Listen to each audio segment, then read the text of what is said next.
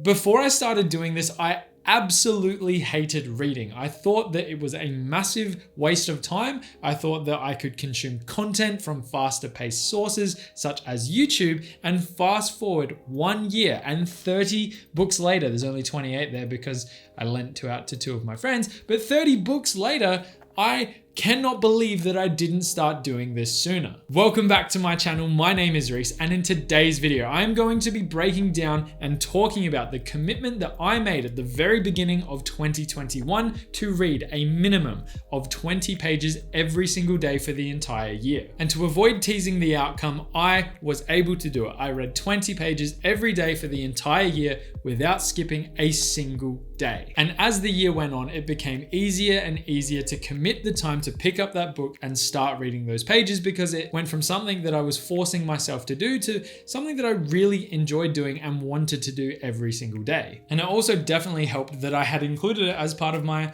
miracle morning, where I was reading 20 pages a day as part of the activities contained within this little nifty suggestion. I've made videos talking about it. If you're interested, give them a watch. But as a quick recap, the whole concept of this book is that you are going to wake up 1 hour earlier than you normally would each day and perform certain activities that you set within that time frame.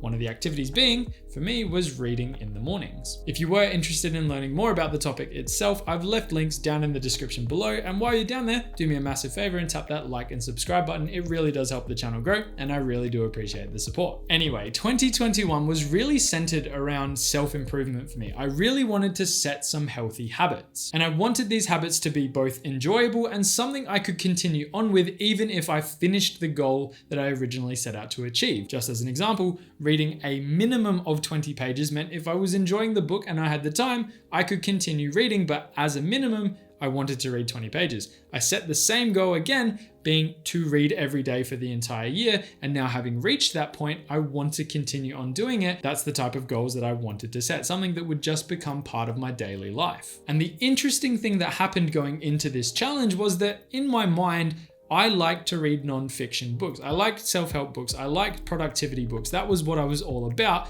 not realizing that fiction books are definitely interesting, and there are a lot of good ones out there, ones that I've never really experienced. So at the initial stages of this challenge, I was basically just trying to read self-help books. And what I quickly realized was that reading shouldn't only be about learning. It should also be a relaxing and enjoyable thing to do. Sometimes you just need an escape from reality. And this saw me introducing some non-fiction books to my reading list, which I'm going to show you in a moment as well. But the overarching point is that I wanted to read both non-fiction and fiction books after coming to this realization that it would probably be a good idea to mix between the two. And when I actually looked back at my reading list, I found that I had read 16 fiction books and only 14 non-fiction books, which definitely was not how I thought this was going to go. For me personally, I consume a lot of content about what's going on in the world every single day. I spend a lot of my time on social medias, on news platforms, on anywhere I can gather information about what's going on. YouTube's probably the best example.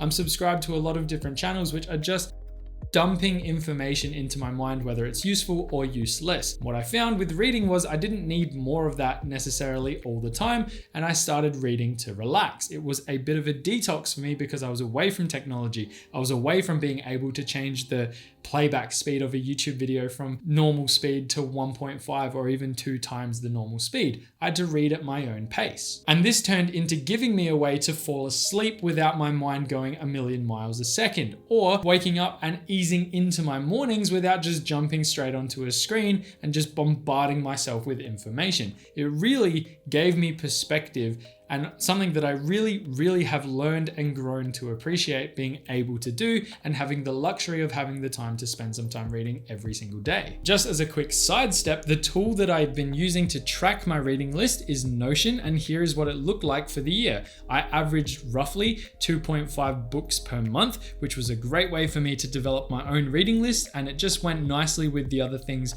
I track in Notion, such as my to-do lists and my annotations from the books that I read. recommend. I know there are many alternatives out there, but I like Notion. I use it for lots of different things, so I thought it would just be easy to develop my reading list within Notion. And the info that I wanted to track, I wanted to keep that very simple by just having a counter for the number of books I had read, the title of the books themselves, the author, the year it was published, the number of pages, the dates I started reading and finished the books I was reading, and overall the time taken to complete the books. Overall, Notion isn't sponsoring this video. I really just like the service, and it was a really good tool to use to track this particular thing in my life. So before I get into the conclusion of today's video, I just wanted to do a quick recap of my top 5 nonfiction books because I thought they were really worthwhile reads. I made lots of videos on these topics on my YouTube channel because there were things within them that I either do in my everyday life or have since incorporated in my everyday life, which I think have been beneficial. So in order from my least favorite to my most favorite nonfiction reads for the year, we're starting with The Power of Habit. This book really gave me perspective as to how far consistency can really go in the sense of helping you with setting a goal, achieving a long-term goal, and working towards it. It dived into some pretty big examples of the types of systems you can put in place which help you achieve an overall large or long-term goal, as the compound effect usually takes effect once you do something with enough consistency. And my favorite line from this book in particular was that habits are the thing that allow us to do something for the first time with great difficulty, and as you do it more and more and more, it becomes easier and easier to the point where it eventually becomes semi-automatic, and then eventually it becomes automatic, meaning as you do something more and more over time, you get better at it. And if you continually work towards getting better at it every single day, eventually it will just become second nature. I love that. It was something that I took specifically from the book, and I really enjoyed the read. The second book in my top 5 is The Resilience Project. Now, this book for me, it gave me perspective as to how fortunate I am to be in the position I'm in, and the author talks about his own personal experiences and the things that have been going on in his life, which gave him that insight as well. I really, really enjoyed reading this book. Book number 3 was Atomic Habits. Now, this is crazy popular. I actually made 5 videos that were focused on topics within this book, and I think that there is a lot of really good content within. This book was jam-packed with really useful suggestions, and overall it was a really great refresher on what I'm doing in my own life and the systems that I've put in place and why and how they're going to affect me long term. Overall, it really helped me with mental health. It really helped me with my day-to-day activities, how I delegate time, how I set goals in particular. I really, really enjoyed it. It was very similar to The Power of Habit, bit of a common trend here, but I really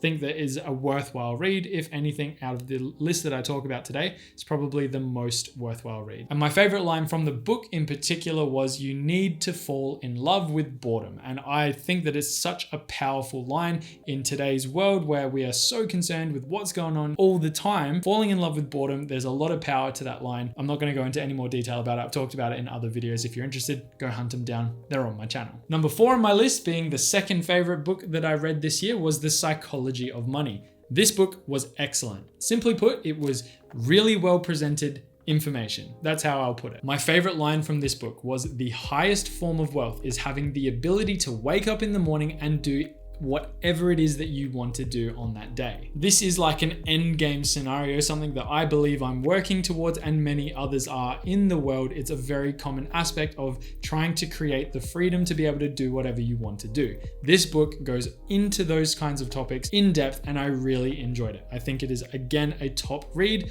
for the year of 21, 2022, whatever year you're watching this video. I think it is a must read. And overall, my number 1 pick, my favorite book for the year, which I definitely wouldn't have guessed it to be, was The Miracle Morning. I've already talked about it in this video. I've talked about it in many of my videos. I think this book is something that everyone should read, and I think everyone should give it a go, especially people who really struggle to find a routine. For people who really struggle with setting challenges and sticking to those challenges, overall, this book is by far the best book I read all year. It introduces a very simple concept, something that can be done with ease, and something that is definitely not overwhelming because you set it at your own pace. Overall, I just really enjoyed trying out the challenge. I think I gained a lot from doing it. It definitely got me motivated at times throughout the year where it's a little bit hard to get motivated. I'm talking about the more colder season of the year. And I just really think that it's something that yeah, if people give it a go, they will probably see some benefits coming out of it. And for people that stick with it, it probably is going to have some long-term positive effects. Highly recommend you watch the videos I've made talking about the topic.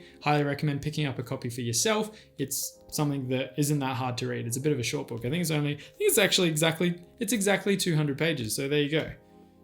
189. I lied. It's 189 pages. If you were interested in picking up any of these books, I've left links in the description down below to Amazon links where you can go and buy them, and I'll get a small commission if you purchase them through the Amazon store. I think it's an Amazon AU store, so it might only be applicable for people in Australia.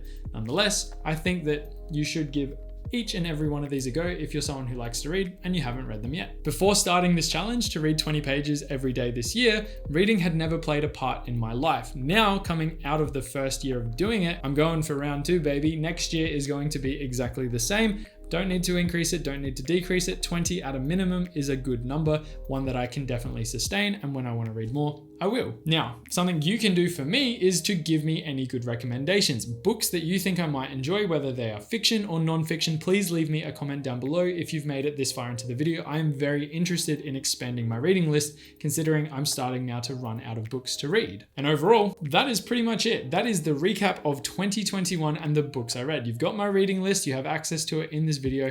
Go have a look if you were interested in any of the other books I read as well to see what I was reading. Some of them you'd call them kids books, some of them are a little bit more adult. It doesn't really matter. That's what I chose to read this year, and I do not regret reading any of the books, even though some I didn't love, which I've talked about in other videos as well. With that being said, I hope you have a good day. I hope you have a good week. Make sure bell notifications are turned on so you don't miss any of the videos I release over the next year, especially the update to reading for 2 years straight. And as always, I will see you in the next one. Bye for now.